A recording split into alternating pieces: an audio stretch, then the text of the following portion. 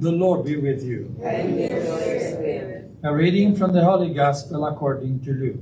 Glory to you, Lord. On a certain Sabbath, Jesus went into the synagogue and taught. And there was a man there whose right hand was withered. The scribes and the Pharisees watched him closely to see if he would cure on the Sabbath, so that they might discover a reason to accuse him. But he realized their intentions and said to the man with the withered hand, "Come up and stand before us." And he rose and stood there. Then Jesus said to them, "I ask you, is it lawful to do good on the Sabbath rather than to do evil, to save a life rather than to destroy it?" Looking around at them all, he then said to him, "Stretch out your hand." He did so, and his hand was restored. But they became enraged and discussed together what they might do to Jesus. The Gospel of the Lord. Praise to you, Lord Jesus Christ.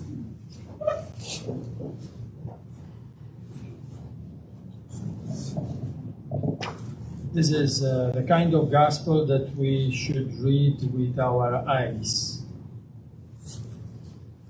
Why read with your eyes?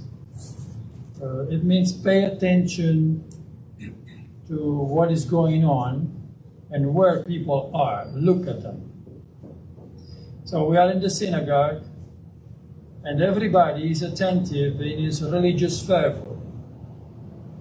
Everybody is praying, or maybe they are saying prayers.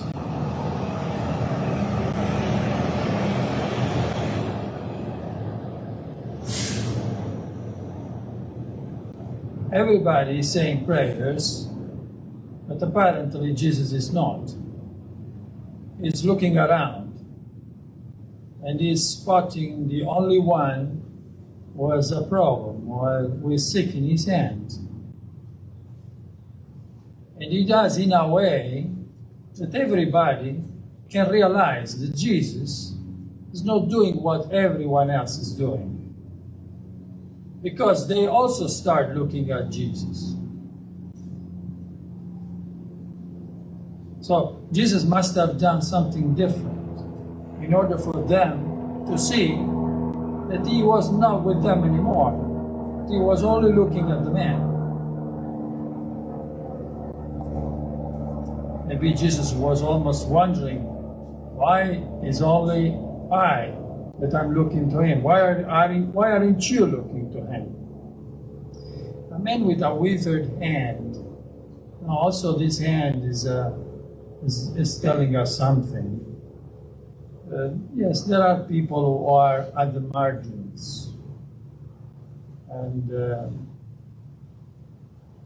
their hand is no longer working, which means since they are not at the center anymore, at the center of the attention and care of everyone else, so they cannot give what they could.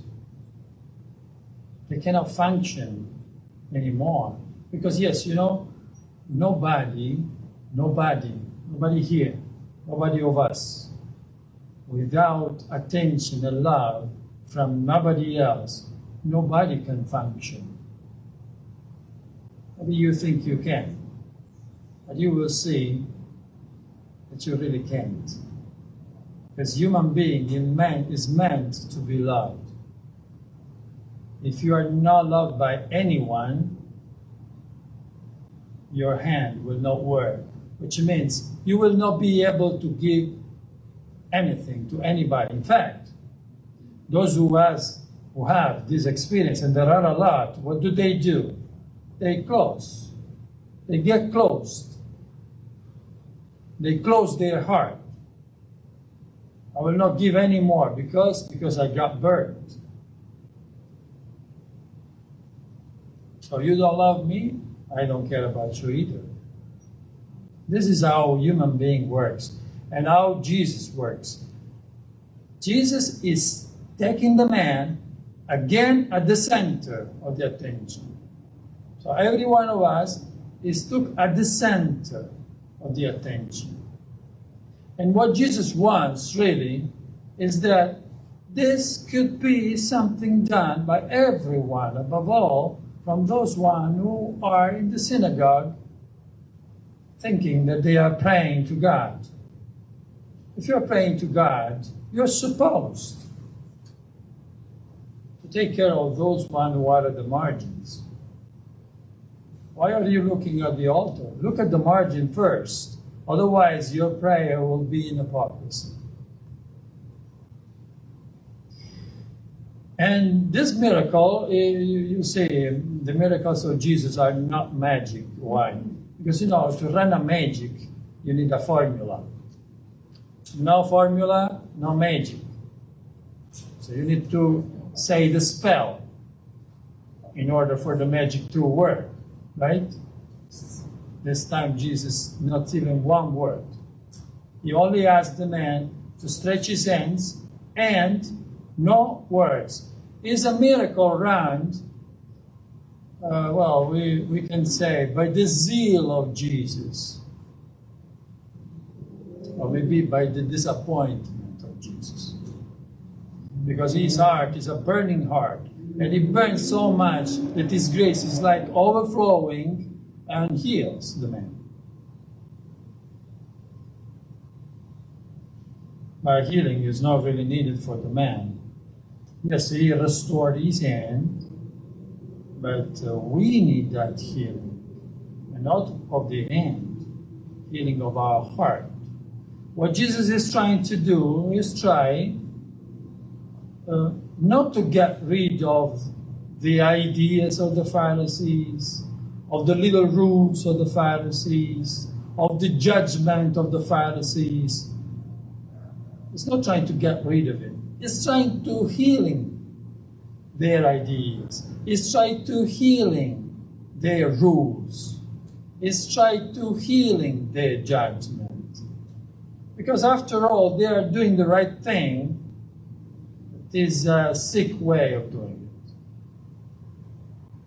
It's not the way that God wants. So you might find yourself to do the best thing ordered by the commandments and the will of God, but you will be far from God because you're missing the point. And your point might not be at the center, but might be at the margin. So look at the margins. Look at the age of the society. There are a lot of people there. And that is what Jesus wants us to put at the center again.